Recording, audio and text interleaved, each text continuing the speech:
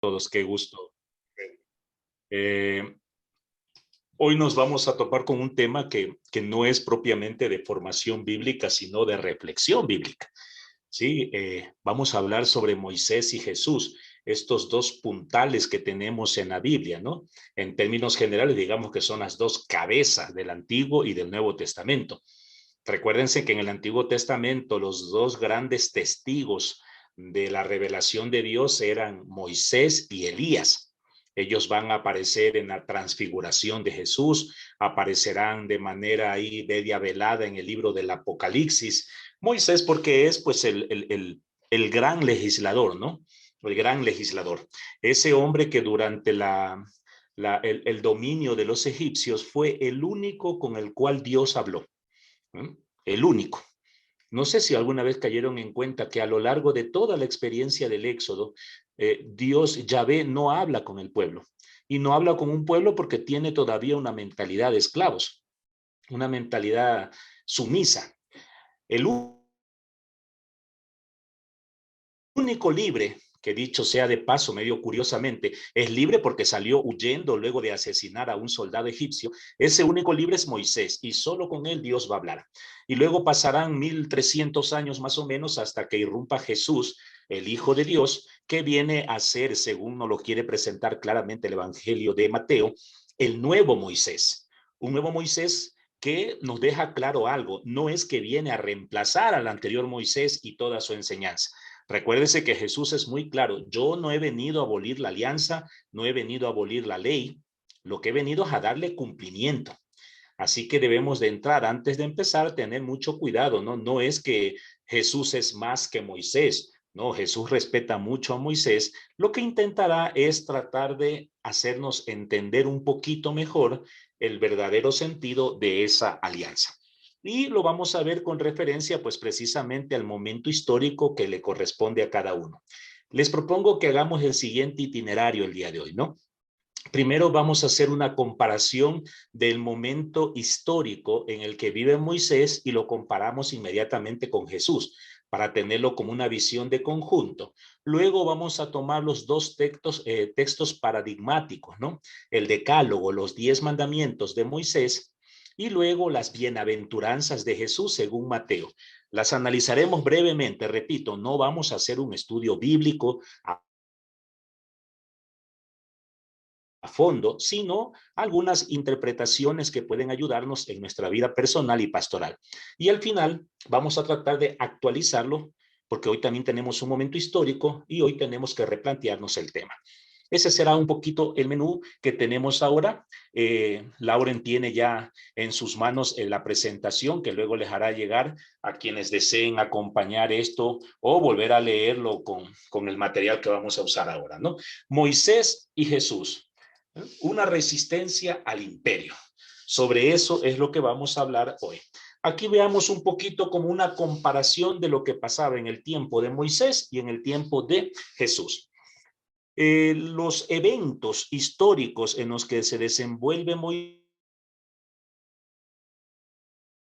se dan en el siglo XIII antes de Cristo, aproximadamente hacia el año 1250, cuando un grupo de esclavos están siendo sometidos a una fuerte presión en Egipto.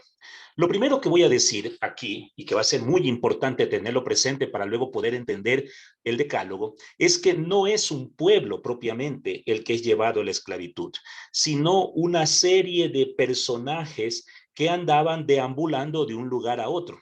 Eran nómadas de diferentes tribus, de diferentes familias, digamos, que por las circunstancias y las necesidades se ven obligados a acercarse probablemente al delta, a las orillas del río Nilo, y allí son esclavizados a Egipto para trabajar en las construcciones de las grandes ciudades que estaban, o pirámides que se estaban haciendo en Egipto, ¿no?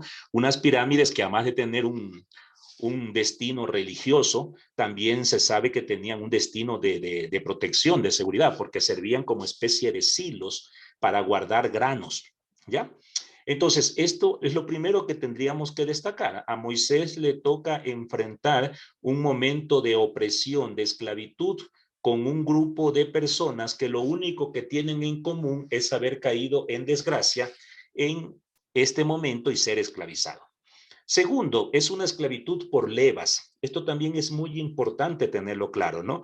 No es la esclavitud como a veces se nos ocurre a nosotros cuando imaginamos la palabra esclavitud, ¿no? Gente con grilletes, con cadenas, que están constantemente siendo golpeadas. No, no era ese el caso. Lo más probable es que era una esclavitud de levas, es decir, cada vez que había que trabajar eran organizados en pequeños grupos que tenían la obligación de trabajar en aquello que le ordenaban los soldados egipcios.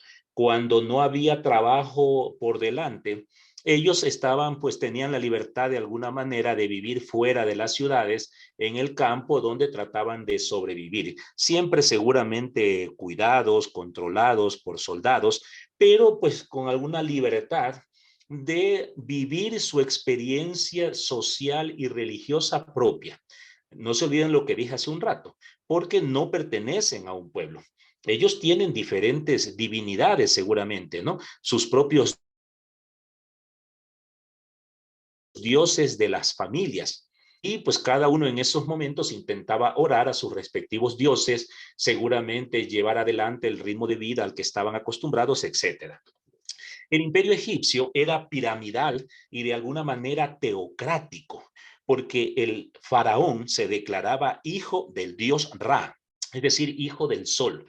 Por lo tanto, él estaba a la cabeza de esta sociedad y tenía todo un aparato organizado para sostenerse como la única autoridad de este imperio, ¿no? Por debajo estaban la religión con sus sacerdotes, estaban los ejércitos con sus soldados, estaban los egipcios y en la parte final de la pirámide, la última clase social eran los japirus.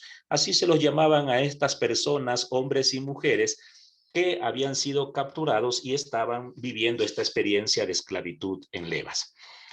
¿Qué más sabemos de Moisés? Fue salvado por designio divino. Yo no les voy a recordar toda la historia porque es una historia conocida, es parte de nuestra formación catequética, de que ustedes saben que el faraón, preocupado porque los esclavos estaban aumentando en su número, tiene temor de que algún día sean tantos que pueden organizar alguna revuelta. Por eso el faraón ordena que maten a todos los hijos primogénitos.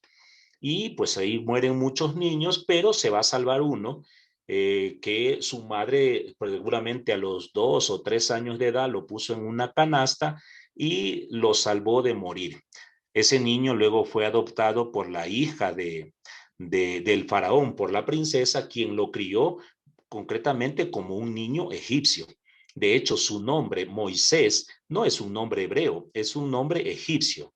¿Ya? Este muchacho crece, pero parece que en su sangre corre, por sus venas corre la sangre de sentirse hebreo, de sentirse uno de los esclavos, y en un momento determinado, cuando ve que un soldado está golpeando despiadadamente a un esclavo, se indigna de tal manera que lo mata. Y le toca salir huyendo porque si no lo iban a matar a él. Entonces, allí viene toda la experiencia que ustedes han leído de la zarza ardiente, de la liberación, y ahí hay un detalle que hay que destacar, ¿no? Lo que esta divinidad que se le aparece le está pidiendo parece una broma de mal gusto. Le está pidiendo que vaya a decirle al faraón que libere al pueblo. Ya, de entrada, solo ir a pedirle eso al faraón ya era un exabrupto, ya era un abuso. Este es el hijo de Dios, pues ¿qué le va a hacer caso a un ser humano? Y encima le va a pedir que libere a sus esclavos. Más aún, Moisés sabe que allá lo están buscando porque lo quieren matar por ser asesino. En una palabra, esta divinidad lo está mandando a la boca del lobo. Y por eso Moisés intenta por todos los medios de no asistir, ¿no es cierto? Se niega, dice que él no sabe hablar, que nadie le va a hacer caso. Y bueno, lo cierto es que por más de que él insiste en no querer ir, esta divinidad le dice, tienes que ir. En un gesto final, en un momento de desesperación final, Moisés le dice, bueno, ya, yo voy a ir. Pero si me pregunta el faraón quién me envía, ¿quién eres tú?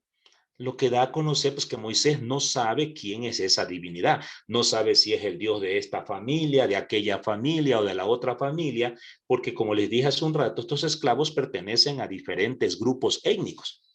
Entonces ahí irrumpe una divinidad novedosa. Dile que yo soy el que siempre he sido, el que es ayer, el que es hoy y el que es mañana, el siempre siendo. Yahvé te envía. Es un Dios novedoso, desconocido hasta ahora, un Dios que se muestra con unas cualidades que no dejan de sorprender en el texto bíblico. Es la primera vez que un Dios interviene en la vida de un pueblo, porque siente en su corazón el dolor de ese pueblo, porque escucha sus clamores, porque tiene un deseo profundo de querer liberarlo, sin ningún mérito, digamos, de parte de los esclavos, que seguramente están gritando por libertad, pero estaban gritando libertad a sus respectivos dioses. Total, Moisés va y viene todo el evento que ustedes conocen de las plagas, una tras otra, plagas que en el fondo lo único que quieren demostrar es que si bien el faraón tiene un cierto poder, porque lo tiene, es un poder que siempre será menor al que tiene Yahvé, que es el único Dios verdadero, ¿no? Ahí, por ejemplo, un ejemplo plástico que nos muestra es que los religiosos egipcios son capaces de producir culebras, pero Moisés con su bastón y en nombre de Yahvé saca culebras que son más grandes y se comen a las culebras chiquitas de los egipcios. Todo eso solo para demostrar que Yahvé es Dios poderoso. Y luego salen al desierto. En el desierto ocurren una serie de vicisitudes que básicamente tienen que ver, no porque el pueblo sea un pueblo bruto, ignorante, que no entiende. No, no, no, no. A veces nosotros hacemos ese tipo de lectura creyendo que los esclavos que salieron eran infieles o algo por el estilo. Hay que entenderlo desde la otra perspectiva. Ellos se sienten de alguna manera hermanados mientras están en la esclavitud. Igual que ocurre en nuestros países, ¿no? Ocurre una desgracia, un terremoto, ocurre un incendio, ocurre una pandemia como la que llevamos y de manera natural nosotros buscamos unirnos, ayudarnos, ser solidarios, pero en un momento en el que ya pasa la necesidad, la emergencia, corremos el detalle de que nos volvemos a alejar. Entonces, estos ex esclavos, llamémoslo así, ex esclavos, al salir todavía conservan sus viejas costumbres. Por eso, una vez liberados, cada uno naturalmente quiere unirse exclusivamente con quienes considera parte de su familia. Por eso es que se nos dice que arman becerros de oro para adorar. Seguramente era para hacerle un homenaje, hacerle un acto de adoración a los antiguos dioses familiares. Por eso, ya libres, no encuentran razón para mantenerse unidos. Y este va a ser el gran problema que Moisés va a enfrentar con este pueblo durante la travesía en el desierto. El texto bíblico nos dice que en un momento determinado, para tratar de subsanar todas estas peleas, tensiones, conflictos que había entre los ex esclavos, es que Moisés sube a la montaña y Dios le va a entregar el decálogo, es decir, las dos tablas con los 10 mandamientos. 10 mandamientos que tienen un objetivo: convertirlos en un solo pueblo, el único requisito para poder acceder a la tierra prometida. Y permítame que lo vuelva a repetir porque esta va a ser clave para nuestras conclusiones. ¿Sí? El decálogo, los 10 mandamientos que Dios le revela a Moisés y que le pide a Moisés que se los lea al pueblo, tienen por objetivo invitarlos a que vivan como un solo pueblo. El gran desafío de la historia de la salvación, si algún otro rato, en otro ambiente, surgiera entre ustedes esa pregunta, alguien preguntara, ¿cuál sería el máximo sueño que Dios tiene con el pueblo de Dios, sea Israel o sea las iglesias hoy? La respuesta, la más simple, pero no por eso deja de ser categórica, es que el gran sueño de Dios es que nosotros vivamos como hermanos, que vivamos como una familia. Y ese es el único requisito para poder entrar a la tierra prometida. Lo repito por tercera vez. que seamos una familia. Ese es el sueño de Dios. Lo veremos un poquito ya mismo cuando veamos los mandamientos, en cómo se refleja esto que estoy diciendo. Bueno, ese es el tiempo de Jesús. 13 siglos después, irrumpe Jesús. Nosotros declaramos como plenificación de la revelación de Dios. Como revelación plena de Dios surge Jesús en el siglo primero, cuando el pueblo nuevamente está sometido a un imperio. Ya no es el imperio egipcio, sino el imperio romano. Y la esclavitud ahora ya no es por levas. Ciertamente los que podían tener su tierra pueden cultivarla, había cierta libertad de trabajo, pero es una esclavitud que quizás es más fuerte, porque es una esclavitud por impuestos, impuestos que había que pagar tanto a Roma como al templo, impuestos que muchas veces, sobre todo para los más pobres, eran muy difíciles de pagar, lo que hacía que mucha gente, los que pocos que podían tener su tierra, en un momento veían correr el riesgo de perderla, porque si no pagaban los impuestos, pues le quitaban su pedazo de tierra. A veces tenían que venderla. Y muchos campesinos sin tierra se veían obligados a caer en la mendicidad o en algún caso venderse como esclavos. ¿Sí? Es un pueblo que está sometido y aunque en los textos bíblicos se deja ver una cierta indignación, un cierto enojo contra los romanos, un deseo de liberarse de ellos, no lo pueden hacer porque la bota romana era muy pesada. Los romanos solo se contentaban con el pago de impuestos. Cuando no pagaban impuestos o cuando había algún intento de protesta, los romanos salían a relucir con toda la brutalidad de sus ejércitos para acallar cualquier tipo de protesta. La sociedad que vive en esa época es mucho más grave que la que vivió en el tiempo de Moisés, porque el único poder en tiempo de Moisés eran los egipcios, mientras que el pueblo llano, digamos, la gente sencilla, los judíos de a pie, aparte de sufrir la opresión de los romanos, de alguna manera se veían también oprimidos por la religión judía. Una religión judía que apenas tenía unos 400 años de haberse instituido como religión, de haber de alguna manera impuesto, por ejemplo, eso que llamamos la ley de la pureza, que hacía que la gente más pobre prácticamente siempre viva impura, ¿no? Las mujeres de por sí ya eran impuras todo el año, ¿no es cierto? Y entre los varones eran impuros los que tenían que a veces por necesidad ejercer actividades, trabajos que eran considerados impuros. Por ejemplo, ser pastor, recaudador de impuestos, ser carnicero, eran profesiones que llenaban de impureza y marginaban. A veces por una enfermedad, por cualquier tipo de infección en la piel que ya era considerado lepra, eran marginados. Entonces, la gente no solo tenía que bregar con los impuestos y la fuerza que imponían los romanos, sino con una religión que de alguna manera le hacía sentir a la gente que todo lo que estaba sufriendo era culpa de ellos mismos por sus múltiples pecados y por no poder purificarse, tomando en cuenta que para purificarse de sus enfermedades siempre habría que tener dinero para comprar los animalitos y poder hacer las ofrendas en el templo. Jesús, igual que Moisés, también es salvado por designio divino, ¿no? Mateo, que es el que decía al inicio, más nos quiere presentar la figura de un Mateo, de un Jesús como nuevo Moisés, pues nos va a crear un midrash, es decir, una historia comparada para decirnos que así como Moisés fue salvado de la orden de asesinato dado por Faraón, Jesús también será salvado de una orden de asesinato dado esta vez por Herodes.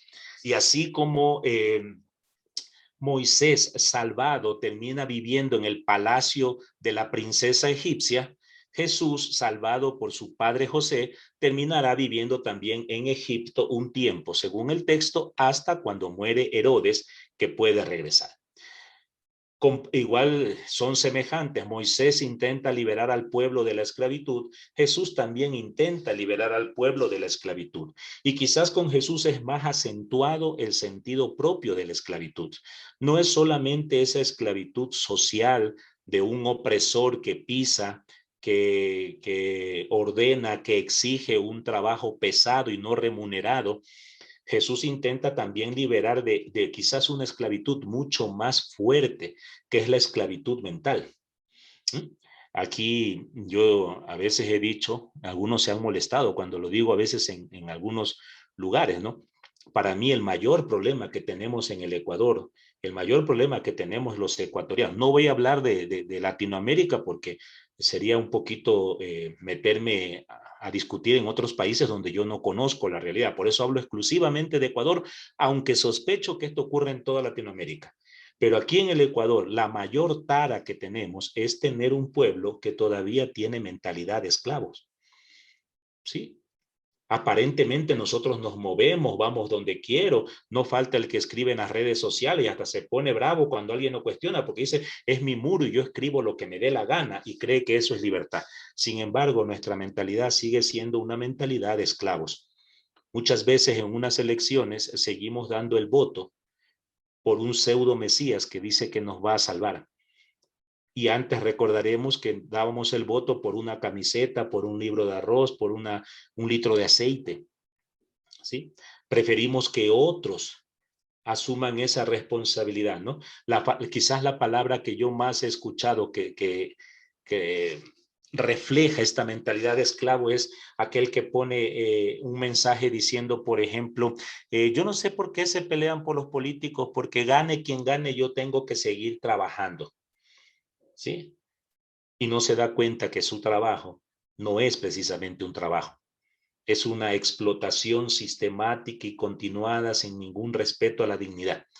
Y nos quieren hacer creer, y muchos creemos, incluso, que no importa pues que me paguen menos de la mitad de lo que yo debería ganar, pero lo importante es que tengo trabajo. Y así nos vamos armando una serie de historias. Esa es para mí una esclavitud mucho más fuerte y sobre esa es la que Jesús de alguna manera intenta despertar a la gente. De allí que gasta tiempo hablando, dando parábolas, enseñando. Y precisamente en ese afán de que cada uno de manera personal y libre rompa con esas taras, con esa mentalidad que muchas veces nos domina, es que Jesús va a promulgar las bienaventuranzas. Y las bienaventuranzas de Jesús, a diferencia de Moisés, que de alguna manera con el decálogo habíamos dicho, ¿no? Intenta invitarnos a vivir como hermanos para alcanzar la tierra prometida. Jesús con las bienaventuranzas, sin cuestionar o negar lo que dice Moisés, nos quiere invitar, y anoten estas dos palabras. Primero, en libertad, que cada uno opte por romper de su corazón, sacar de su cabeza todas estas taras que nos han metido. En el afán de liberado nuestro corazón de tantas tonterías, podamos dejar que el reinado de Dios se haga presente, es decir, libremente acoger a Dios en nuestras vidas. ¿Ya? Esta era la primera parte, era un poco ubicarnos, vemos que las situaciones, si bien son 13 siglos que separa a Moisés de Jesús, la realidad es más o menos la misma, una situación de opresión, un imperio que intenta dominar a través de la religión y a través de los ejércitos, un pueblo que muchas veces por miedo se calla y solamente murmura, masculle sus dolores, su deseo de libertad, pero que no es capaz de hacerlo. Y cuando finalmente se le oferta un camino de liberación, el miedo nos puede paralizar. Después de todo el sufrimiento que vivió el pueblo esclavizado en Egipto, apenas salen a la libertad, lo primero que se les ocurre es hablar mal de Moisés. Más aún, no falta el que dice, qué bien que estábamos en Egipto, así sea comiendo cebolla y aguantando latigazos, pero por lo menos teníamos cebollas, este nos trae a la libertad para hacernos morir de hambre. Y entonces, naturalmente, uno quiere volver a ser esclavo, aunque me sigan oprimiendo, pero por lo menos tener el pan. Igual pasó con Jesús. Igual pasó con Jesús. ¿Cuántas veces Jesús libera al leproso, al paralítico, al ciego, a la pecadora, al impuro? para decirle, levántate, ponte en pie, eres una criatura de Dios, Dios confía en ti. Y cuántas veces la gente retrocede y termina negándolo a Jesús, rechazándolo, ignorándolo, al punto que Jesús terminará muriendo en la cruz solo. Entonces, veamos ahora brevemente los dos textos paradigmáticos de cada uno y haremos una pequeña reflexión de cada uno de ellos, ¿sí? Moisés, la fidelidad al decálogo.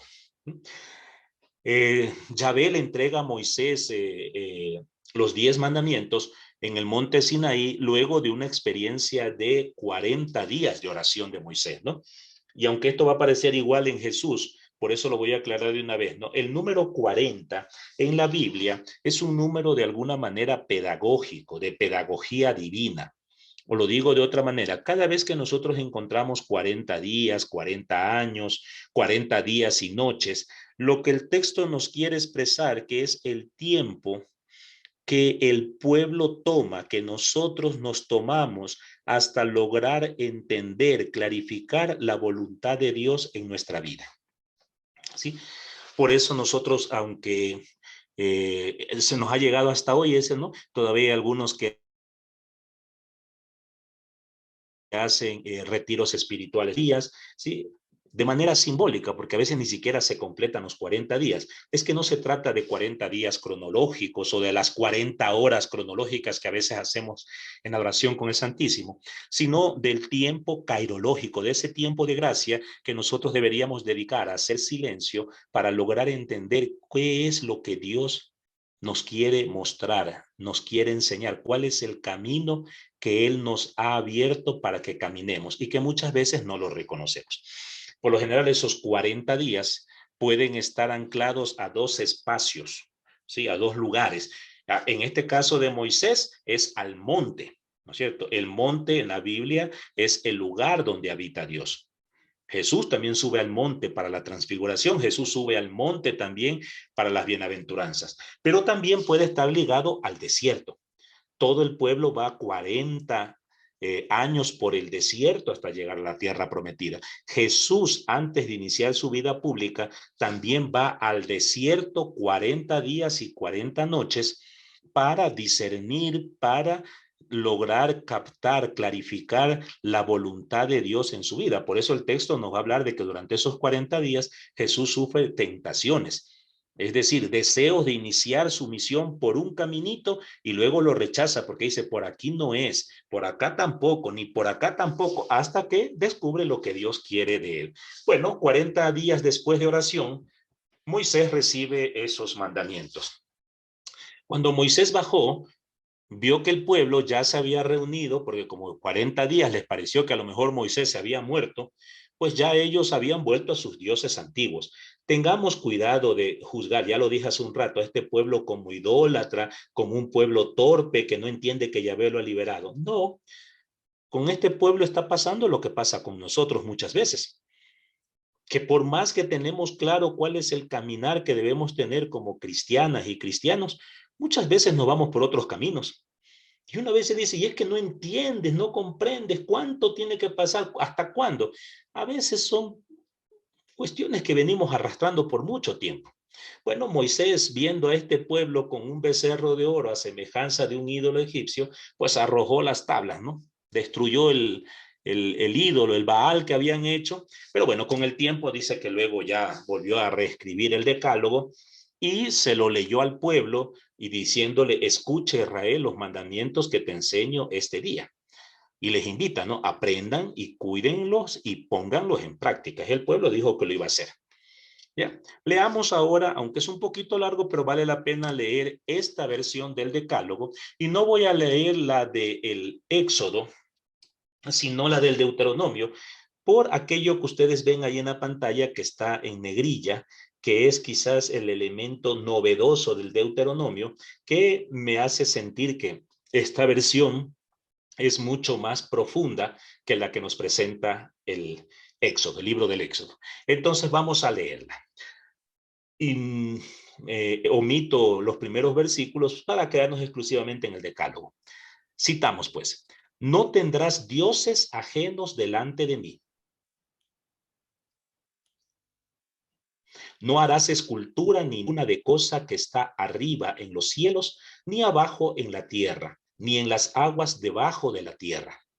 No te inclinarás a ellas ni las servirás, porque yo, Yahvé, soy Dios celoso, que visito la maldad de los padres sobre los hijos hasta la tercera y cuarta generación, y hago misericordia a 1000 generaciones que me aman y guardan mis leyes. No tomarás el nombre de Yahvé en vano, porque Yahvé no dará por inocente al que tome su nombre en vano. Guardarás el día de reposo para santificarlo, como Yahvé te ha mandado. 6 días trabajarás y harás toda tu obra, mas el séptimo día es reposo a Yahvé. Ninguna obra harás tú, ni tu hijo, ni tu hija, ni tu siervo, ni tu sierva, ni tu buey, ni tu asno, ni ningún animal, ni el extranjero que está en tus puertas, para que descanse tu siervo y tu sierva como tú. Acuérdate que fuiste siervo en tierra de Egipto y que Yahvé te sacó de ella con mano fuerte y brazo extendido, por lo cual Yahvé te ha mandado que guardes reposo. Honra a tu padre y a tu madre como Yahvé te ha mandado, para que sean prolongados tus días y para que te vaya bien sobre la tierra que Yahvé te da. No matarás, no cometerás adulterio, no hurtarás, no dirás falso testimonio contra tu prójimo, no codiciarás la mujer de tu prójimo, ni desearás su casa, ni su tierra, ni su siervo, ni su sierva, ni su buey, ni su asno, ni cosa alguna. ¿Ya? Este es el texto. Yo quiero destacar 2 detalles antes de ir a lo otro. Lo primero es, quiero que vean sobre todo la tercera viñeta, eso que dice, no te inclinarás a ella ni la servirás. Se refiere a las imágenes o esculturas que se haga sobre Yahvé. Porque Dios es Dios celoso, que puede castigar o pasar el castigo de padres a hijos hasta la tercera o cuarta generación. Esto quiero destacarlo porque a ratos nosotros creemos que Dios es un Dios que castiga y no falta quien cita este mandamiento para decir, por ejemplo, que en esta época de pandemia lo que estamos viviendo es un castigo de Dios por nuestros múltiples pecados, porque la palabra de Dios lo dice aquí, que castigará hasta la tercera y cuarta generación. Pero se olvidan de lo siguiente, que Dios hace misericordia a 1000 generaciones. Dios es mucho más misericordia que castigo. De hecho, no existe el Dios castigador. Existe, yo a veces me he puesto a buscarle un título y creo que pudiéramos decir, existe un Dios amagador, un Dios que amaga con castigar, pero a la hora de la hora siempre se arrepiente, siempre escucha a profetas, patriarcas, hombres, mujeres que le ruegan, Jesús mismo que dice, yo estoy dispuesto al camino de la cruz, pero perdona a los padres porque no saben lo que hace. Y Dios siempre nos perdona. Y esto habría que destacarlo aquí. Destacarlo, porque a veces todo lo que vivimos, situaciones difíciles, gente que pierde el trabajo, gente que sufre enfermedades, que sufre la muerte, gente que no consigue trabajo, niños que están desnutridos, etcétera, pensamos que es porque Dios nos ha abandonado. Y Dios no nos ha abandonado. Y lo segundo que está en negrilla que iba a destacar es esto, ¿no? Acuérdate que fuiste siervo en tierra de Egipto. Es decir, estos mandamientos, este decálogo, no es tanto una construcción teórica que Dios se la saca de la nada como un montón de ideas para que el pueblo las viva. No, ustedes fueron esclavos. Y en la esclavitud probablemente muchas veces fueron obligados hasta la idolatría, a practicar experiencias religiosas que ustedes no querían. Y entonces, ahora que son libres, no vayan a hacer lo mismo que hicieron otros pueblos. Seguramente cuando ustedes fueron esclavos, a ustedes los mataron. A muchos de sus parientes los mataron, los asesinaron, los golpearon, porque otros tenían el poder. Ahora que son libres, no vayan a hacer ustedes lo mismo. ¿Cuántas veces vino algún soldado, algún poderoso y cogió a tu hija, a tu esposa, la violó, se la llevó y te hizo sufrir? Ahora tú no vayas a hacer lo mismo. Acuérdate que tú Cuando fuiste esclavo, muchas veces te robaron hasta lo poquito que tenías. ¿Cuántas veces te acusaron y te castigaron y te golpearon porque no tenías ninguna autoridad? Entonces, ahora que van a ser libres, por favor, no hagan lo mismo. Tienen que actuar de una manera distinta. Veamos una muy breve explicación de esto. Se pudiera decir muchísimas más cosas, pero solamente son algunas reflexiones que me nacen de este texto, ¿no? Algo que ya hemos visto en la lectura, ¿no? Los primeros 4 mandamientos se relacionan con Dios, ¿sí? Esa relación con Dios. Nuestra fe es como es como una cruz, ¿no? Tiene una relación que es vertical, dirigida a Yahvé y solo a Yahvé.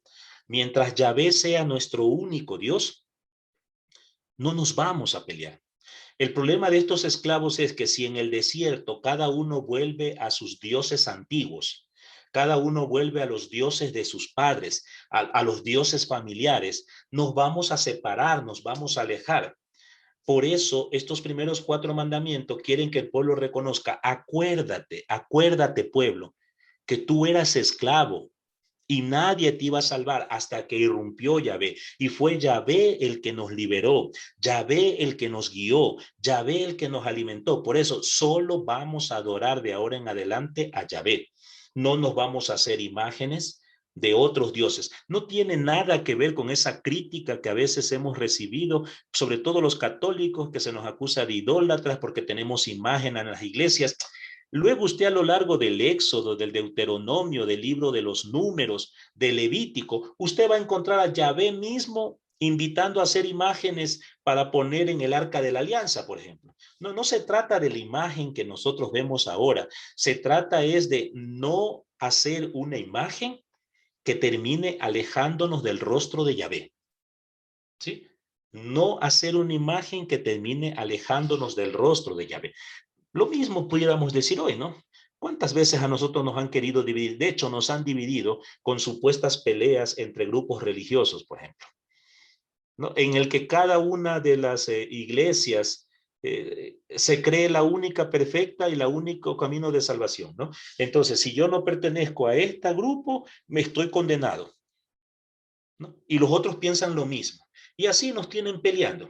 Cuando uno solo es el Señor de la vida, uno solo es Dios. Habríamos que decir hoy también lo mismo, ¿no? Acuérdate, Ecuador, que el único que te ha cuidado toda la vida, el único que ha estado allí siempre a tu lado es Dios. Dios amor, Dios Señor de la vida.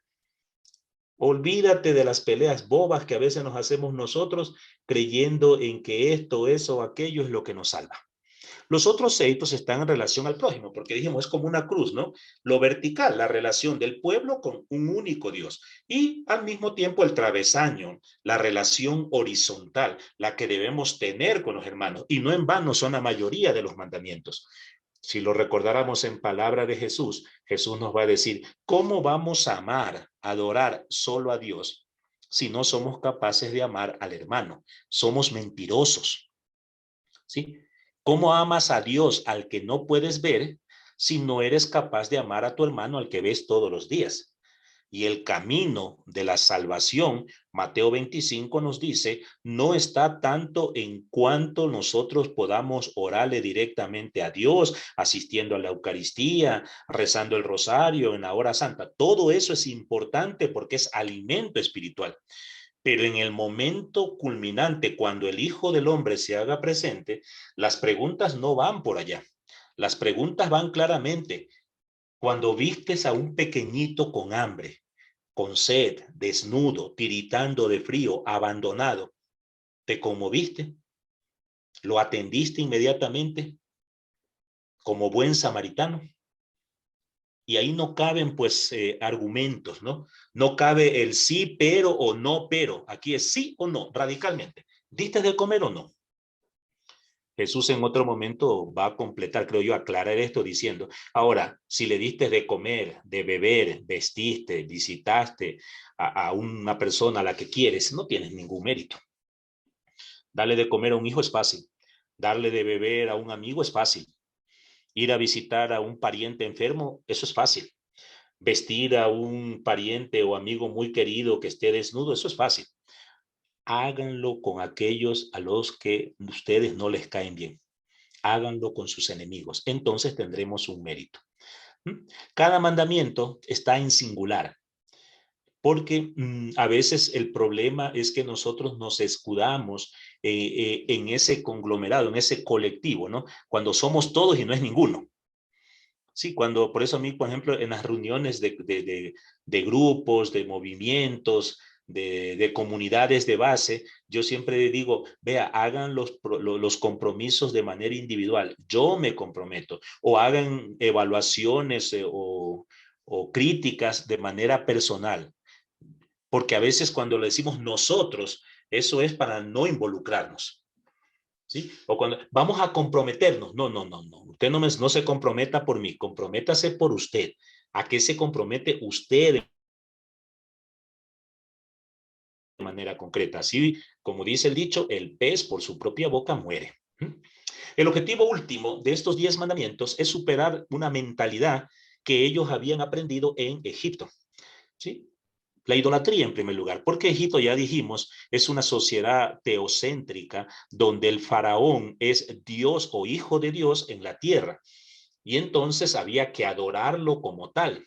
Y eso significaba tener diferentes divinidades y este pueblo seguramente pues lo había visto y sin darse cuenta había asimilado estas prácticas idolátricas. Segundo, en esta sociedad la vida no valía nada. Se podía matar, se podía maltratar, se podía oprimir a cualquiera y se lo veía como muy natural, ¿no? Es como yo lo veo ahora, ¿no? Ver a una persona, a un hermano venezolano parado en una esquina, en un semáforo, vendiendo jugos, se nos ha vuelto tan natural que no falta incluso al que se molesta por verlos allí. Y cada persona, cada joven, cada niño que veamos en un semáforo, que veamos subirse a un bus vendiendo caramelo o literalmente pidiendo caridad en las calles, debería ser una causa para molestarnos, para indignarnos éticamente, para sentir esa ira evangélica, porque no es posible que mientras unos tengan tanto para comer que pueden botar comida a la basura, otros tengan que andar buscando en los tachos de basura las sobras de comida de quien las botó. Un dato de aquí de Quito, ¿no? Antes de la pandemia se hizo un estudio y en Quito cada mes, solo estoy hablando de Quito, cada mes botábamos 20 toneladas de alimentos a la basura. Esa gente que va a esos patios de comida y se pide algo y no le gustó un pedazo de tomate o dejó un poco de arroz o deja unas papas fritas y todo eso va a la basura. Entonces, a ratos ese irrespeto a la vida se puede convertir en algo tan normal, entre comillas, que ya no nos cuestiona. Y entonces creemos que pues la gente salada, de malas, que es pobre. No falta el que dice pobre porque quiere, porque cuando uno trabaja se vuelve rico. ¿No? De malas que se hayan muerto con COVID. Es más, le echamos la culpa, ¿no? Gente culpable ellos mismos porque son insensatos y salen de sus casas. ¿Y qué quieren que haga? ¿Que se queden encerrados en la casa a morirse de hambre? Alguien tiene que salir a trabajar. Yo el año pasado, en medio de la pandemia más fuerte, yo le decía a algunos colegas, es que usted y yo no estamos en casa porque somos responsables. Usted y yo estamos en casa porque tenemos la seguridad de tener un sueldo que nos permite comprar la comida para que nuestros hijos coman. Pero dígale a una persona que vive del día a día, que se quede en casa, que sea responsable, que no ande propagando el virus, que no respeta a los demás. Dígale pues entonces, ¿quién le va a dar de comer? ¿O qué creen? Que porque alguna vez alguien le regaló una bolsita con una libra de arroz, un tomate y un cuarto de aceite, con eso ya tiene para 3 meses comer. Y lo tercero, superar esa mentalidad, esa falta de sentido familiar, comunitario, por lo que dije al inicio, porque no son un pueblo de hermanos. Para mí, uno de los grandes desafíos que se ven en el Antiguo Testamento es esta falta de identidad que tiene el pueblo. Es algo de lo que Jesús intenta a toda costa llevarlos a que se sientan hermanados. Por eso el grupo de Jesús es tan diverso. Ahí hay algunos adeptos, simpatizantes de los guerrilleros celotes, pero también hay recaudadores de impuestos. Allí hay personas muy pobres, como la hemorroísa o como la mujer viuda, pero también hay personas con mucho dinero, como la mujer de Cusa o Nicodemo, José de Arimatea, porque Jesús quiere romper con todas estas fronteras que nos dividen para sentir que somos hermanos, que somos hermanas. Este es el gran sueño que yo creo que está en la Biblia, ¿no? ¿Cuál ha sido el problema a veces de los 10 mandamientos? Lo voy a decir de otra forma para poder llegar a la conclusión. Básicamente, los 10 mandamientos son propuestos por Yahvé a través de Moisés para que el pueblo rompa con un imperio dominante donde se los llevaba a vivir la idolatría, la división y la pelea. O si lo digo de otra manera o de sentido positivo, estos mandamientos tienen por objetivo que la gente viva unida en torno a un Dios amoroso que va día y noche con ellos para que entiendan que deben vivir como hermanos y juntarse. Ahora, con el paso del tiempo, nosotros hemos de hecho esto una lectura moralizante, ¿no? Todavía hay muchísimos catequistas que en la catequesis parroquial, en la catequesis educativa, seguimos enseñando los 10 mandamientos, pero no desde desde este objetivo vivencial de comunidad, de familia, sino pues con una serie de eventos moralizantes, ¿no? Entonces no falta, la Biblia dice que no hay que mentir, y está bien que no hay que mentir. Pero el problema es que yo creo que los únicos que no mienten son los que ya se murieron. Porque hasta yo a veces digo, nosotros los profesores, Lauren, Katy, yo que nos dedicamos a dar a veces estos cursos, de vez en cuando en los cursos tenemos que lanzar algunas mentiras con afán pedagógico, por si acaso, ¿no? Para poder llegar mejor con el mensaje. Y yo no voy a decir que esa mentira es un pecado, pues. ¿Sí? Quizás el pecado no es la mentira, quizás el pecado es las consecuencias de la mentira. Y lo que me duele no es la mentira, lo que me duele es la persona a la que engañé. Pero si yo cuento ahora mismo, por dar una charla, me invento una historia y se las cuento a ustedes, ¿es una mentira? ¿He ofendido a alguien? No. Entonces, porque tengo que confesarla. Esa lectura moralizante es la que nos ha hecho daño.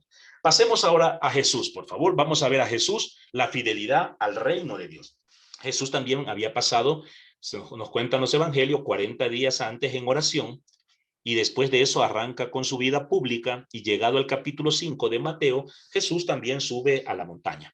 Pero notamos ya en el relato algunas diferencias sustanciales con respecto a Moisés, ¿no? A ver, ambos suben a la montaña, sí, ya, ahí van empatados.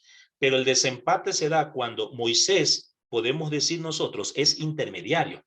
Es decir, Moisés sirve como un puente para que Yahvé le entregue los 10 mandamientos y él se los lea al pueblo.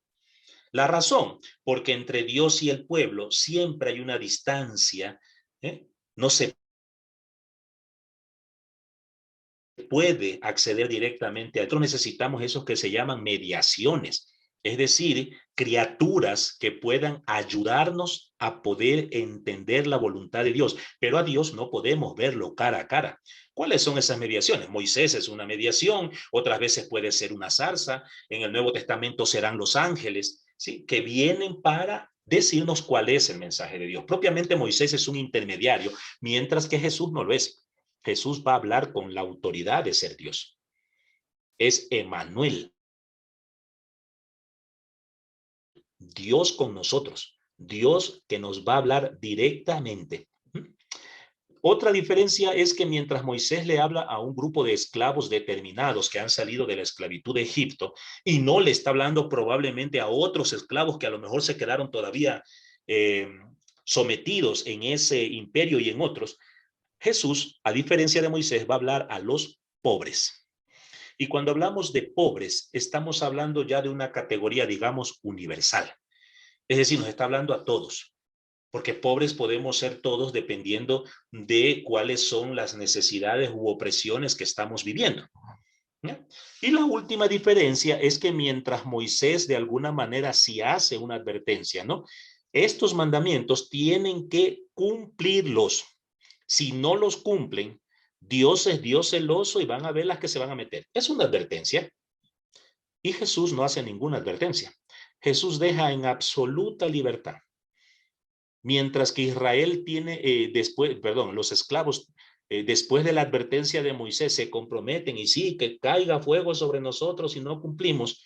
Jesús no pide a nadie que se comprometa, simplemente les lanza la invitación y cada uno decidirá si lo acoge o no. Podemos ver otro ejemplo, no en las bienaventuranzas. Recordarán aquel joven rico que se le acerca precisamente a Jesús a decirle, maestro, de los 10 mandamientos de Moisés, ¿cuál es el más importante? Y Jesús le responde, ¿no? Básicamente todo se resume en esta cruz que hemos dicho, ¿no? Ama a Dios y ama a tu hermano. Ahí está todo. Pero el muchacho quiere algo más. Dice, sí, maestro, yo ya eso intento vivirlo, pero yo quiero hacer algo más. O sea, de lo que tú me propones en la aventuranza, quiero hacer algo más. ¿Qué puedo hacer? Entonces Jesús le dice, bueno, si te sientes animado, preparado y tienes ganas, libremente, anda, vende todo lo que tienes, entrégaselo a los pobres y vente conmigo. Y dice que el joven agachó la cabeza y se fue triste porque tenía mucho dinero y no quería dejarlo. Y no es que Jesús lo cuestionó, Jesús le recriminó nada. El Evangelio de Marcos va a terminar diciendo que Jesús lo miró con cariño. Seguramente un muchacho muy bueno, pero en uso de su libertad no quiso dar el paso. Y esa quizás sea la diferencia más grande. Leamos pues el texto de las bienaventuranzas según Mateo. Lo leo. Felices los que tienen el espíritu de pobre, porque de ellos es el reino de los cielos. Felices los que lloran, porque recibirán consuelo. Felices los pacientes, porque recibirán la tierra en herencia. Felices los que tienen hambre y sed de justicia, porque serán saciados. Felices los compasivos, porque obtendrán misericordia. Felices los de corazón limpio, porque verán a Dios. Felices los que trabajan por la paz, porque serán reconocidos como hijos de Dios. Felices los que son perseguidos por causa del bien, porque de ellos es el reino de los cielos. Felices ustedes cuando por causa mía los insulten, los persigan y les levanten toda clase de calumnias. Alégrense y muéstrense contentos, porque será grande la recompensa que recibirán en el cielo. Pues bien saben que así persiguieron a los profetas que vivieron antes de ustedes. Hay otra versión, que es la versión de Lucas. He preferido la de Mateo porque Mateo de alguna manera quiere claramente presentarlo a Jesús como un nuevo Moisés. Veamos una muy breve explicación de esta.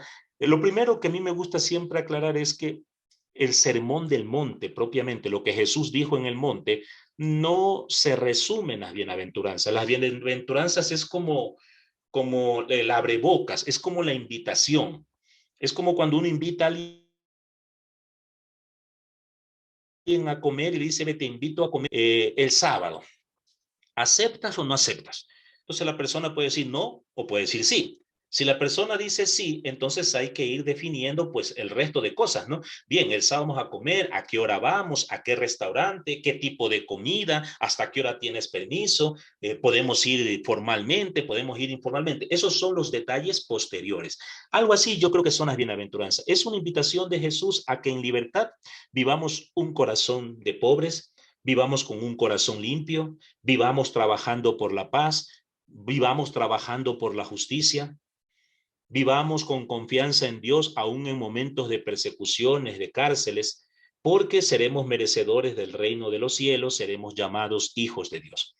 A esa invitación que hace Jesús a todos aquellos que lo admiten, entonces Jesús continúa en un sermón que quiere ir mucho más allá de del decálogo, ¿no? El decálogo terminó allí.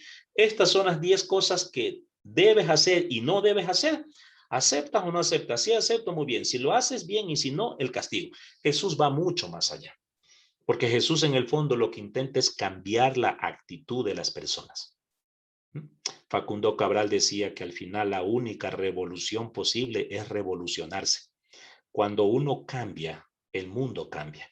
De lo que hay en el corazón se reflejará el mundo que tenemos.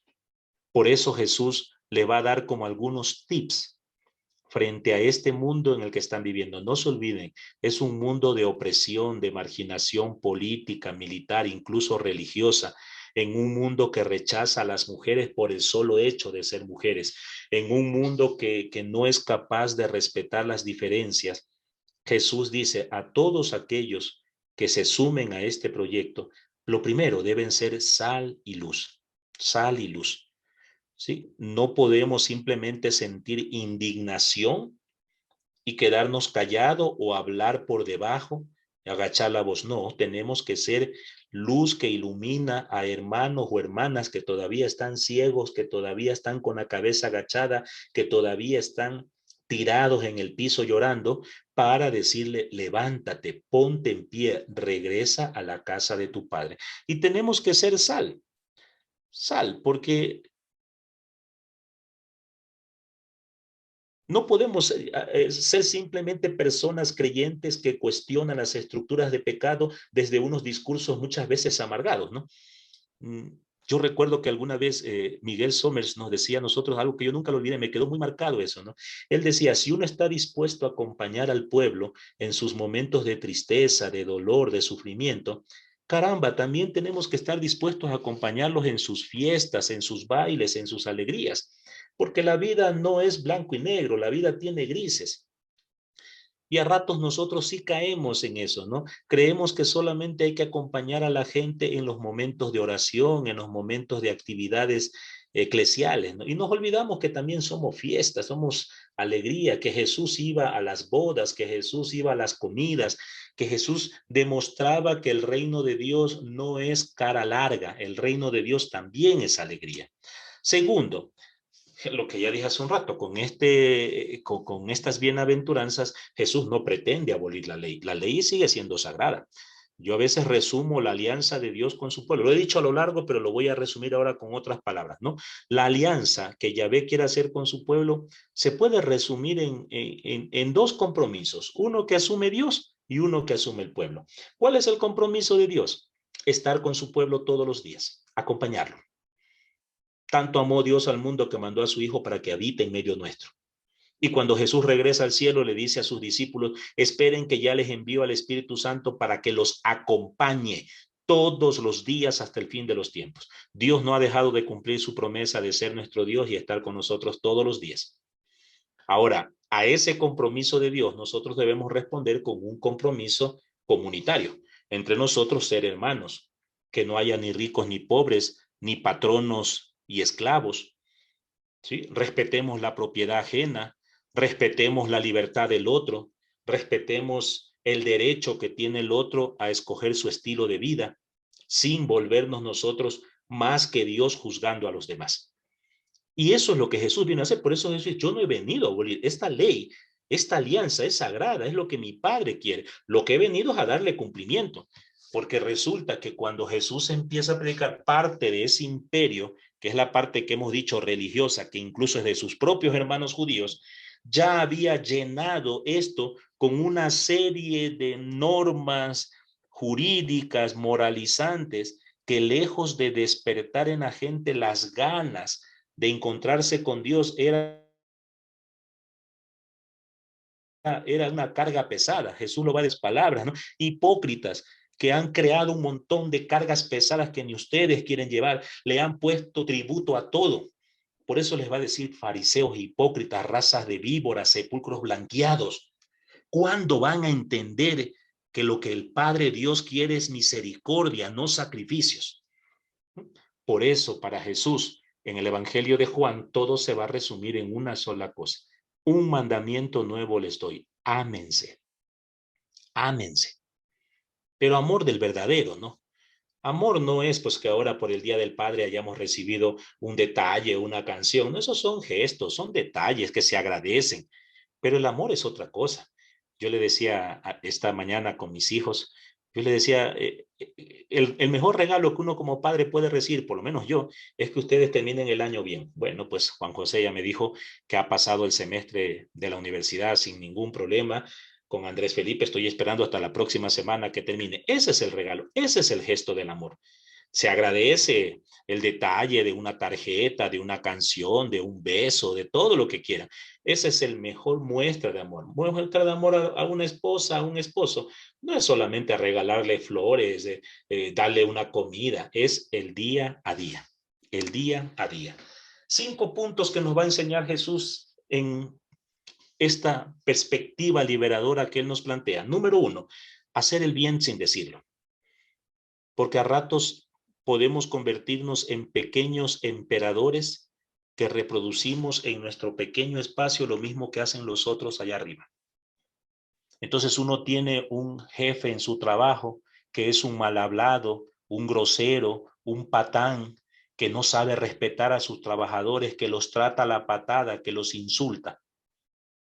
Y luego somos capaces de llegar a nuestra casa y ser los pequeños opresores que maltratamos, insultamos, agredimos a nuestra esposa, a nuestros hijos, o a nuestro esposo y a nuestros hijos. Y luego los hijos van a la escuela y terminan maltratando y golpeando al niño que es de un grado inferior. ¿Sí? A veces podemos hacer el bien solo para quedar bien delante de los demás.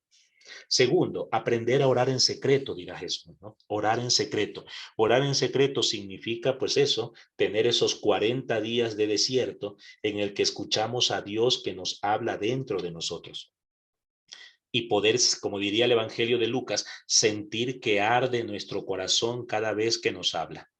Y entonces podremos ir venciendo ese pequeño opresor que llevamos por dentro. El tercero quizás sea el más fuerte de todos, ¿no? Confiar solo en Dios y no en el dinero. No podemos servir a dos señores. Cuando nosotros servimos a Dios, nos miramos unos a otros como hermanas y hermanos, hijos del mismo padre y madre. Cuando en nuestro corazón la prioridad la tiene el dinero, entonces el que está al lado mío ya no es mi hermano y mi hermana, es un rival. Puede ser la víctima a la que tengo que ver cómo le robo lo que tiene, o puede ser el desgraciado aquel al cual yo tengo que desconfiar porque en cualquier momento me roba. Así de grave es la situación. Por eso para Jesús no se puede servir a dos señores. Tenemos que escoger y siempre en libertad.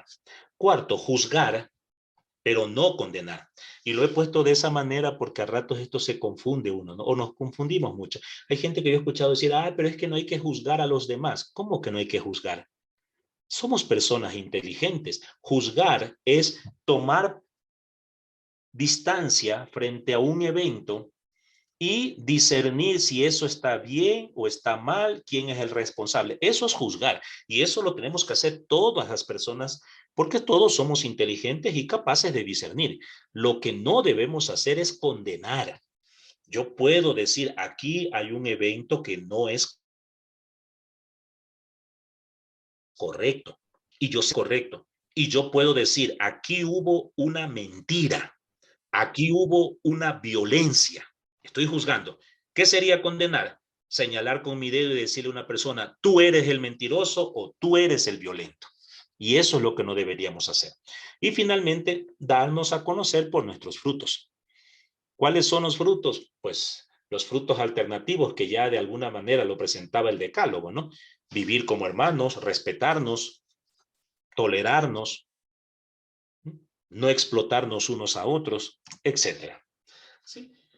Algunos detalles para ir terminando solamente como resumen de lo que he dicho, ¿no? Mandamientos y bienaventuranzas no se oponen. Y esto que lo dije, empecé así y quiero reafirmarlo, ¿no? No se oponen entre sí. Ambos buscan que los creyentes en Dios nos apostemos por levantarnos.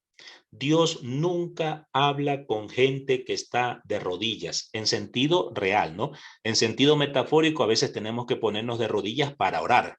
Los que puedan estar de rodillas, porque hay algunos que ya ni arrodillarnos podemos. No, hablo en el sentido de no sentirnos sometidos, subyugados, pisoteados. A Dios no le gusta hablar con gente con mentalidad de esclavos. Dios quiere que nos levantemos. Dios quiere que, a ejemplo del llamado hijo pródigo, tengamos la valentía de decir, me voy a levantar, me voy a poner en pie, voy a caminar, voy a volver a la casa de mi padre, lo voy a ver cara a cara y ahí voy a reconocer lo que tenga que reconocer. Pero a Dios le gusta la gente que esté de pie. Por eso quizás Jesús todo el tiempo repite a cada rato, levántate, ponte en pie, levantémonos, vámonos, siempre de pie.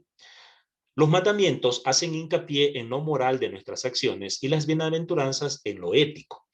Es decir, dado que son complementarios, nosotros podemos tomar hoy los mandamientos como una llamada de atención sobre nuestros comportamientos morales, es decir, aquello que nosotros debemos cumplir para poder convivir.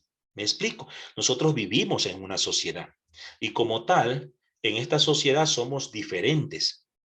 Tenemos diferentes opiniones, ideologías, creencias, opciones vitales y tenemos que crear unas leyes que nos permitan convivir con respeto y no agredir a nadie. Eso sería un poco los mandamientos y está bien que la iglesia nos enseñe el valor de decir la verdad, el valor de respetar al otro, el valor de no atentar contra la vida del otro. Pero las bienaventuranzas son un pasito más allá que quiere que no nos quedemos en la moral, porque la moral puede caer simplemente en el cumplimiento.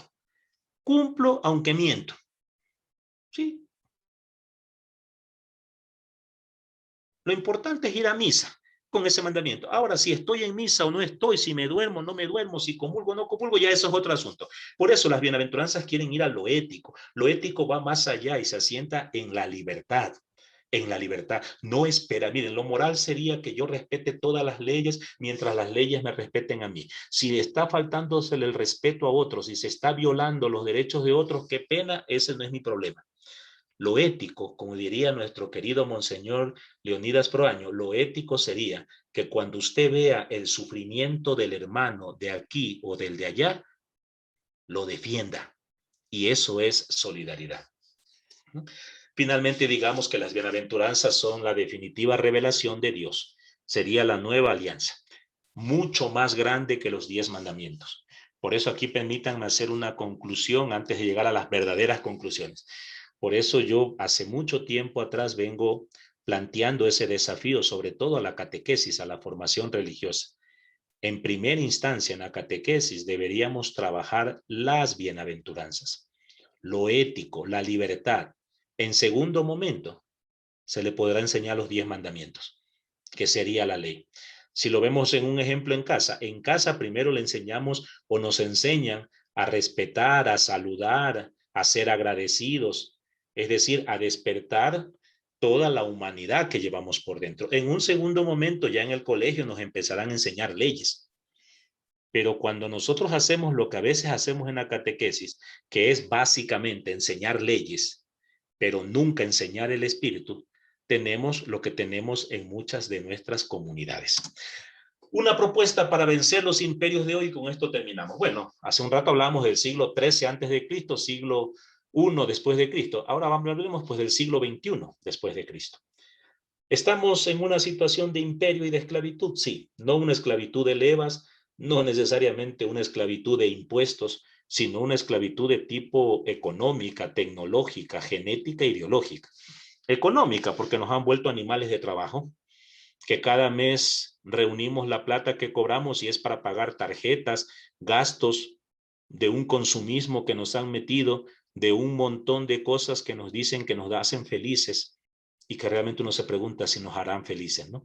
Tecnológica, porque nos hemos vuelto esclavos de máquinas, porque el celular, que era un medio para crear comunicación, termina encerrándonos en un mundo.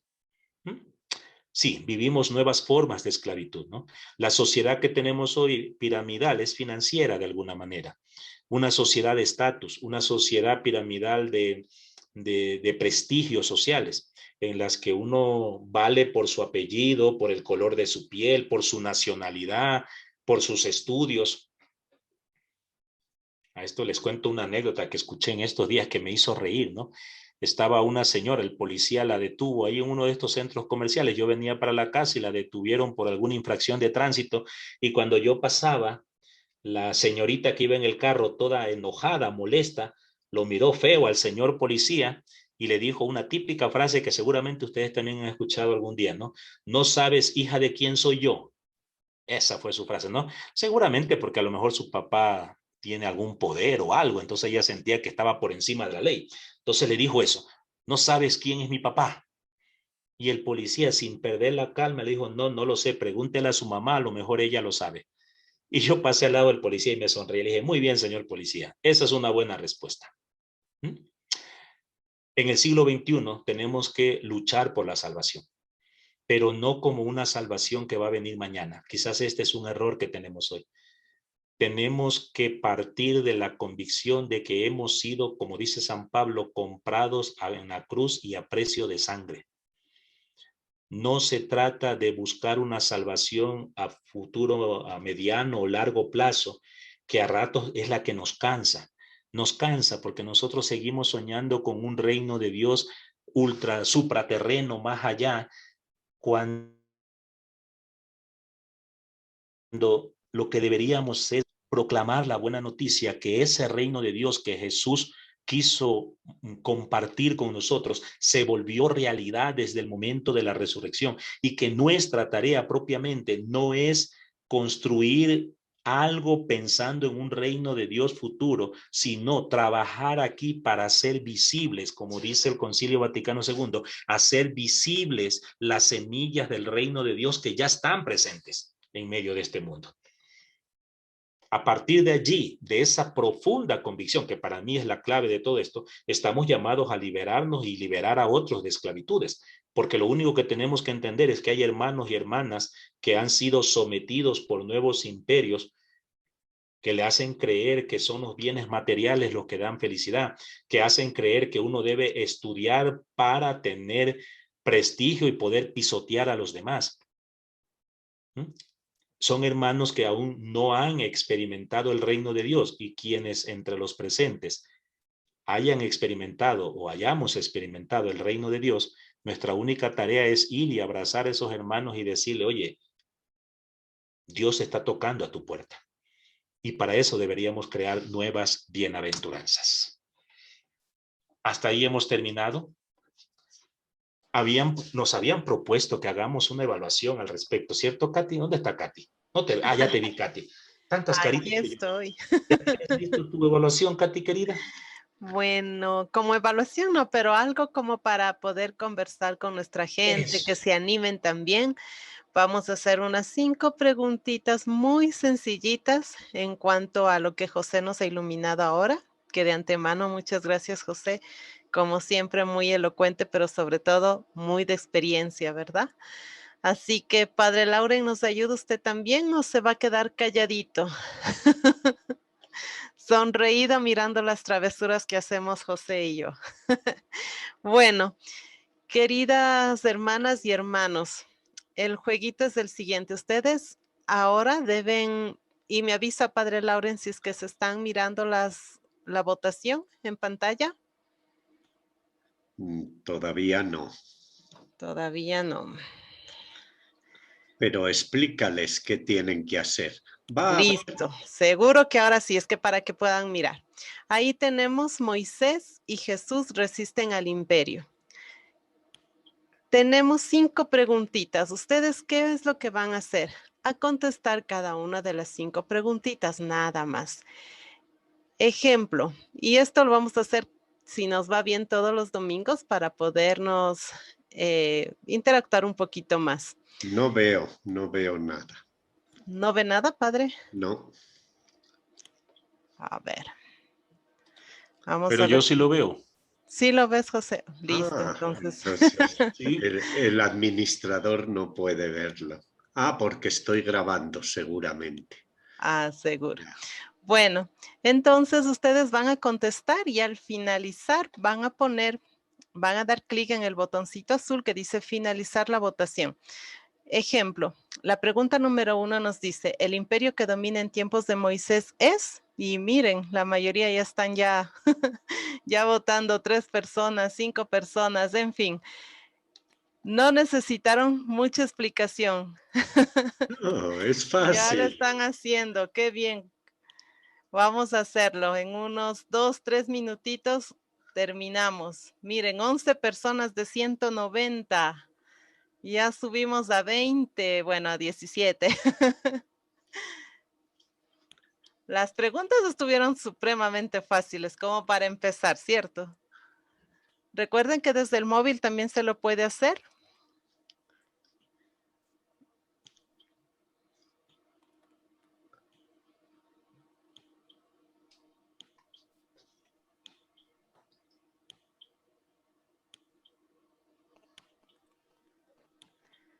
Wow, 33 personas. Vamos por el 21%.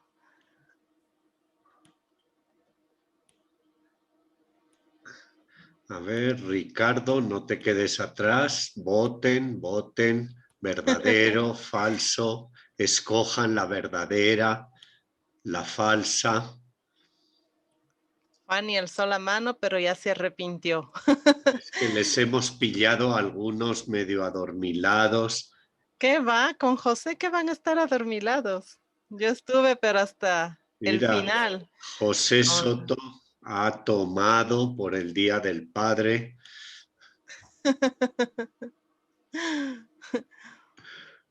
Muy bien, ya vamos por el 40% de personas, ¿eh?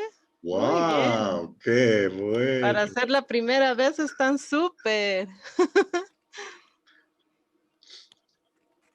Claudio, bien. Y ahora vamos a ver el resultado. José, yo como estoy grabando no puedo ver o por administrador, pero José, ¿qué ve? ¿Qué te parecen las respuestas? No Recuerdo que... esperemos todavía, Sí, sí, esperemos al menos que sí, lleguen un poquito. sí, claro. Pero la quinta, que le puse picardía, a ver si hay algo que aclarar. Pues sí, como Sí hay estaba que la aclarar. Esperemos picardía. que... Perdón, José.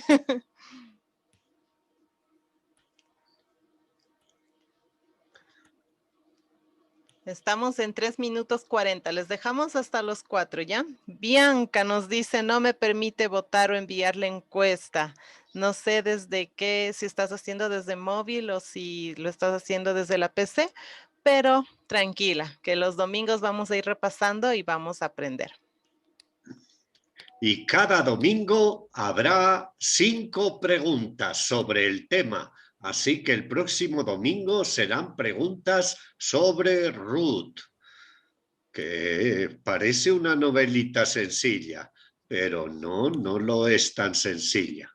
Es una joya literaria con Me da, mucho contenido. sí, me da pena ya finalizarlo porque siguen enviando, pero por ser la primera vez lo vamos Hagamos a dejar algo. ahí.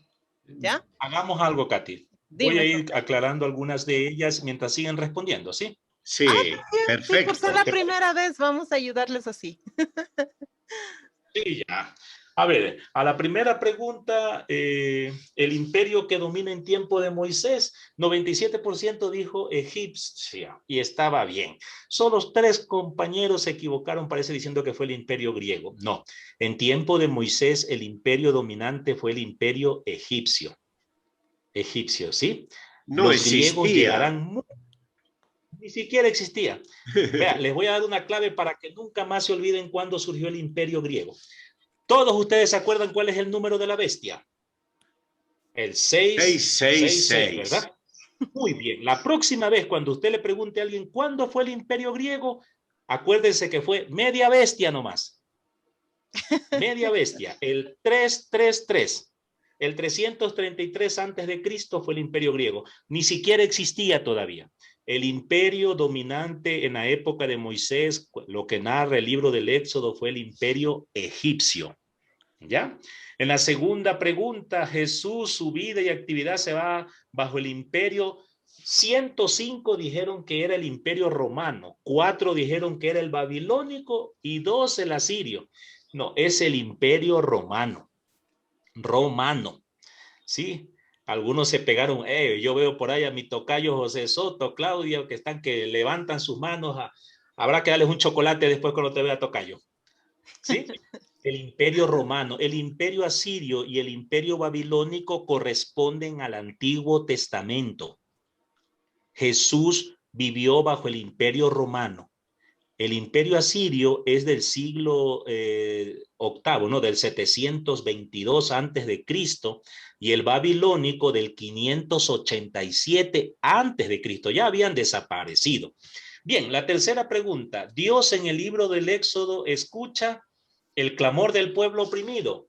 106 personas dijeron que sí, ¿no es cierto? El 95%. Sin embargo, 3 personas dijeron que en el libro del Éxodo Dios escucha al faraón que pierde su mano de obra barata. No, Dios siempre apuesta por los pobres, por los marginados. Nunca va a optar por el faraón. Y no es porque el faraón sea malo, sino porque es opresor.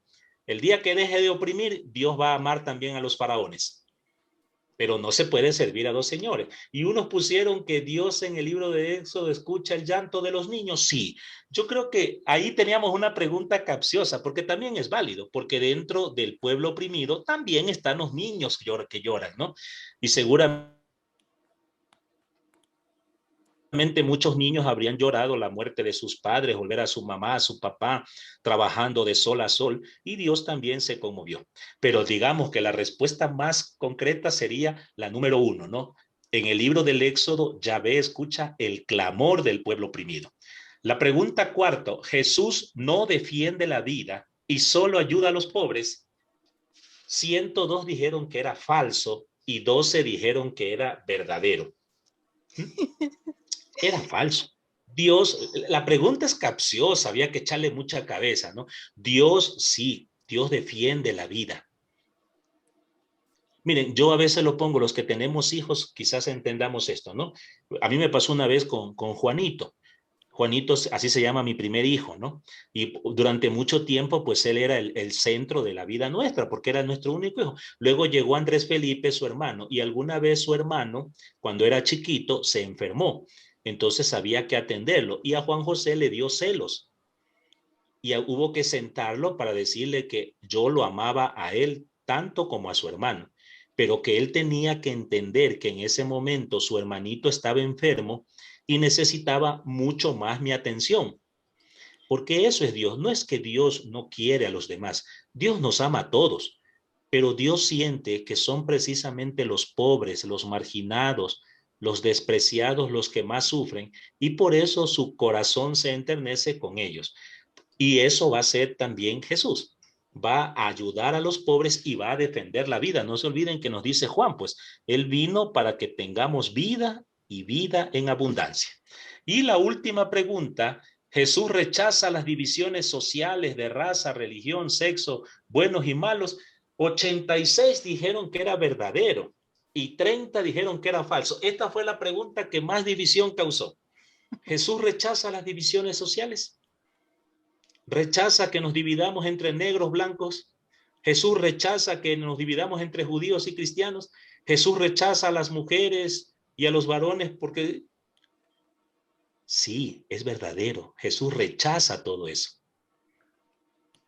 Para Jesús somos seres humanos. Todos somos criaturas de Dios. Y no puede haber un lugar donde un blanco diga que él vale más que un negro o que un indígena. No puede haber un lugar donde se diga que de este país son más importantes que de este otro país. Ya terminamos los resultados. Ahora sí, finalmente, ¿cuántos fueron los votantes? 114. Buen número. Ya. Me parece que fue un buen Y la ejercicio. última, José, que bueno, he conseguido mi objetivo, confundir al grupo, al menos a 34. Jesús no puede aceptar, como bien claramente dijo José, no acepta la división de buenos, de malos, de santos, los maestros, sacerdotes, los santos y el pueblo pecador, aquel fariseo hipócrita y el pecador atrás escondido pidiendo perdón. Aquel sale purificado. Este también saldría si hubiera ido al fondo, igual que el pecador y no ponerse adelante despreciando, yo no soy como ese desgraciado, esa adúltera, ese que convive sin casarse, yo no soy... Esos son hipócritas. Dios abraza, acepta el corazón humilde. Para Dios no hay divisiones.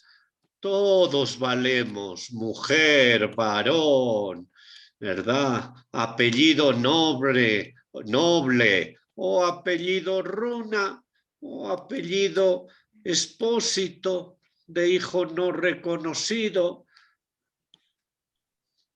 Saben que Fernández le ponían a los hijos ilegales en la Edad Media en España.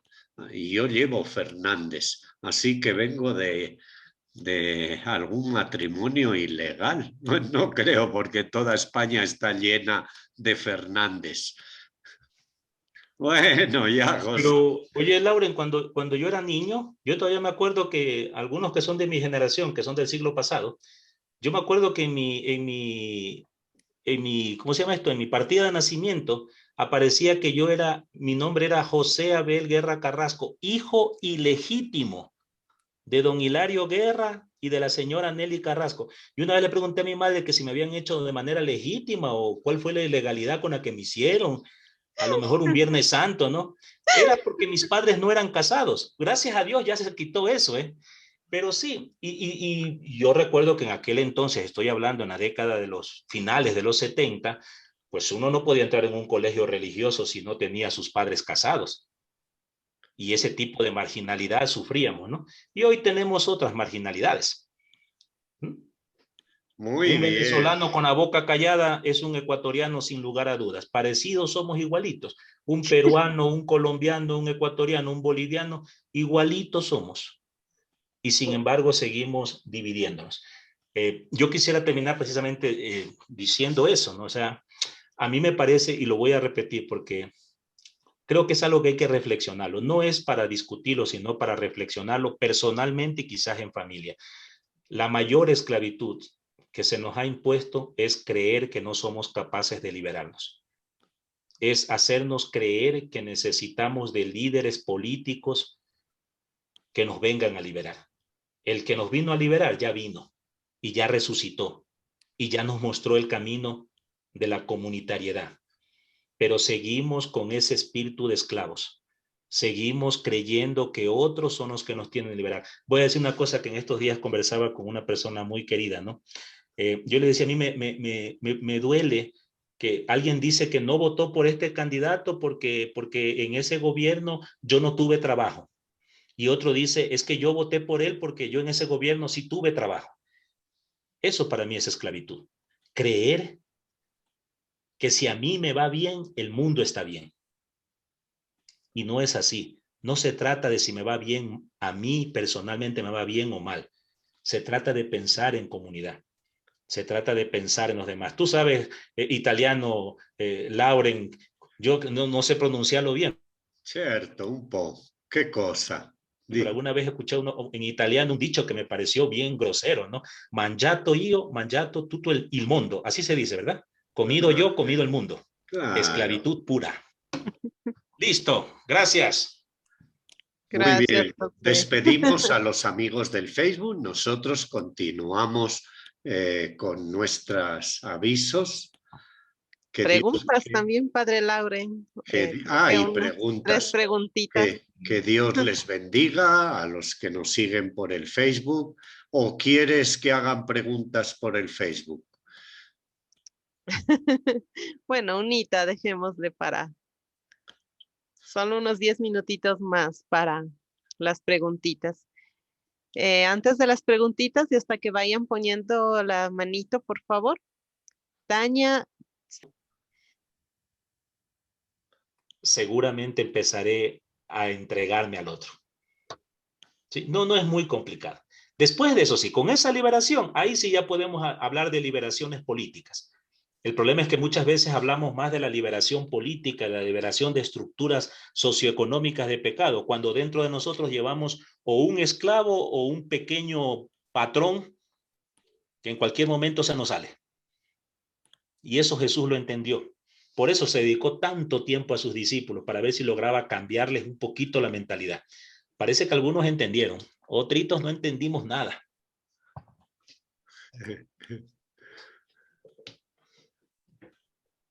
Perdón que me llegan preguntas al celular también. Miriam Avelino nos dice, buenas noches, profe José. Si todos somos hermanos, ¿por qué hay hermanos separados? Creo que Dios llora por ver su pueblo separado. Yo diría, ¿son hermanos separados o nosotros los hemos querido separar? Y ellos nos han separado a nosotros. Basta. En el siglo I, en el tiempo de Jesús, hicieron exactamente lo mismo. En el tiempo del imperio egipcio hicieron lo mismo, utilizar muchas veces la experiencia religiosa para dividirnos entre buenos y malos, santos y no santos. No es nuestra tarea andar juzgando. Sí, no existen hermanos separados. De hecho, a mí la palabra me parece muy fuerte, porque si es un hermano, jamás estará separado. Es un hermano, punto. Así que respetémoslo. Que ellos tienen una experiencia, muy bien. A que nos critican muchas veces a nosotros, lejos de andar buscando dar explicaciones de nuestra fe como católicos, dediquémonos a demostrar un testimonio de lo que es ser católico. Porque a punta de peleas no vamos a llegar a ningún lado, ¿no?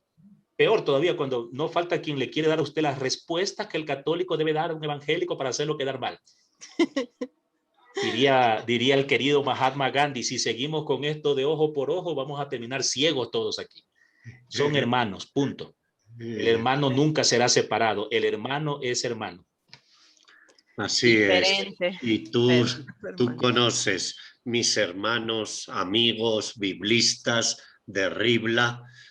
Son las experiencias en estos últimos 35 años de mi vida más hermosas. Somos casi 100 biblistas, 50 católicos, 50 protestantes, que cada año sacamos nuestros 2, 3 libros de la revista de interpretación bíblica.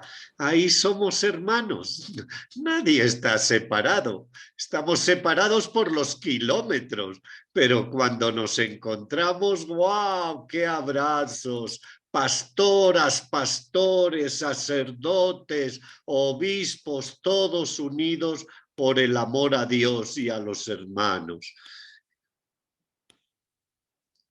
¿Cómo voy a decir separado a mi hermano y amigo con los que llevo trabajando 35 años? ¿Qué separado? Somos más unidos que muchas veces entre religiosos y sacerdotes de la propia Iglesia Católica. Bueno, adelante. Freddy, por favor, puedes abrir. Listo, haznos tu pregunta, Freddy. José, una preguntita. Si Jesús es, si Dios